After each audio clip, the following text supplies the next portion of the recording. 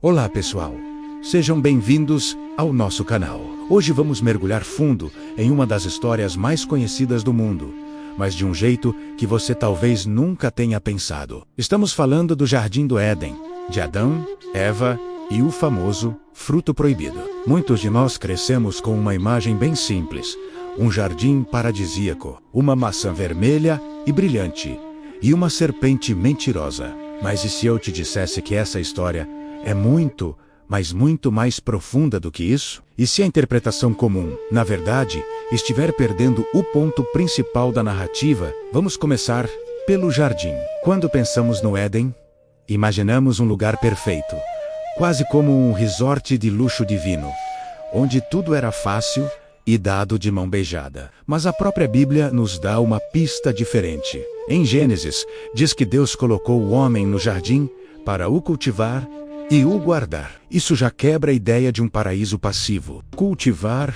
e guardar são verbos de ação, de trabalho, de responsabilidade. O Éden não era um lugar de inércia, mas um espaço de potencial. Um projeto a ser desenvolvido em parceria entre a humanidade e o divino. Era um lugar de aprendizado, de crescimento. A perfeição não estava na ausência de desafios, mas na comunhão e na harmonia com que esses desafios poderiam ser enfrentados. Entender isso muda tudo. O jardim não era o destino final, mas o ponto de partida de uma grande jornada. Agora, vamos falar do centro da polêmica: o fruto proibido. A maioria de nós visualiza uma maçã, embora a Bíblia nunca especifique o tipo de fruto. Essa imagem da maçã vem de tradições e artes posteriores, mas o mais importante não é o tipo de fruta, e sim o que ela representa. A árvore era chamada de árvore do conhecimento do bem e do mal. A proibição de comer seu fruto não era um capricho divino, um teste arbitrário só para ver se Adão e Eva obedeciam. Era um símbolo poderoso de um limite. Pense bem. Em um lugar onde tudo era permitido, onde havia liberdade plena, Deus estabeleceu um único ponto para representar a sua soberania. Era uma forma de dizer: vocês são livres, podem desfrutar de tudo isso. Mas lembrem-se que a definição última do que é bom e do que é mal, a fonte da moralidade, pertence a mim.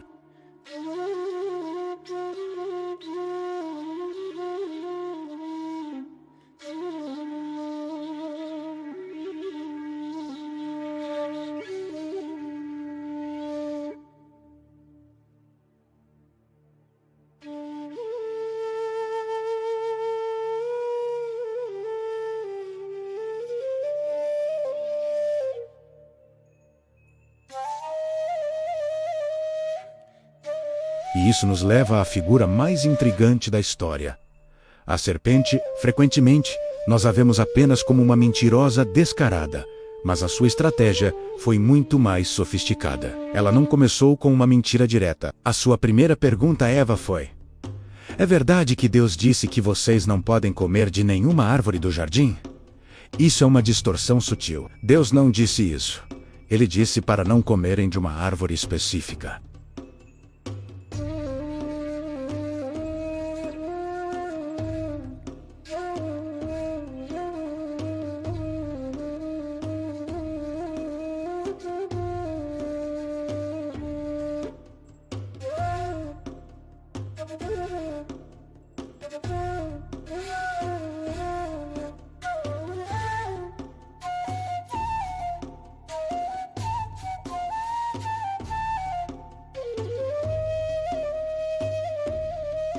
Os olhos deles de fato se abriram. Eles de fato passaram a conhecer o bem e o mal de uma nova maneira.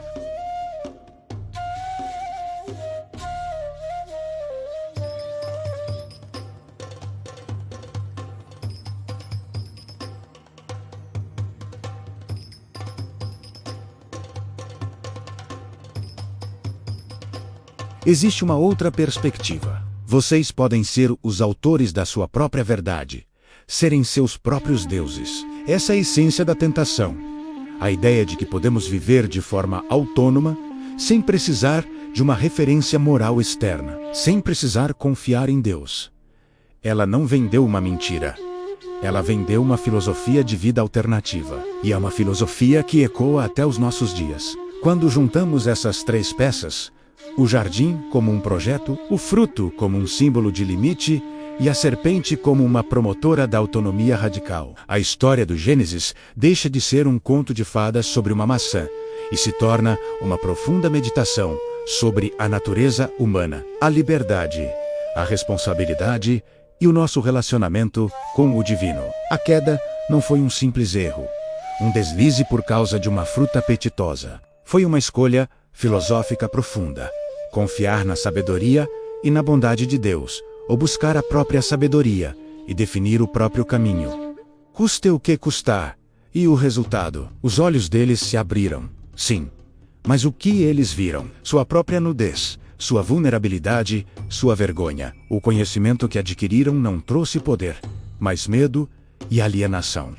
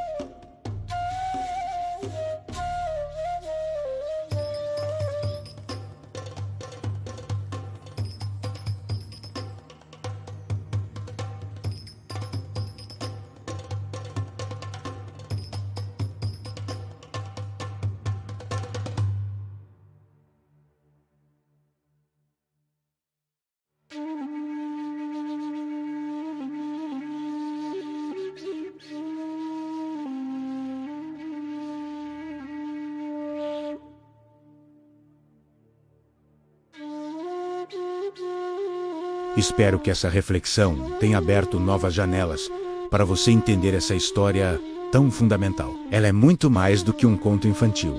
É um espelho da condição humana. O que você acha? Qual parte dessa reinterpretação mais te chamou a atenção? Deixe aqui nos comentários. Vamos conversar sobre isso. Se você gostou desse tipo de conteúdo mais profundo, não se esqueça de deixar o seu like, se inscrever no canal e ativar o sininho para não perder os próximos vídeos.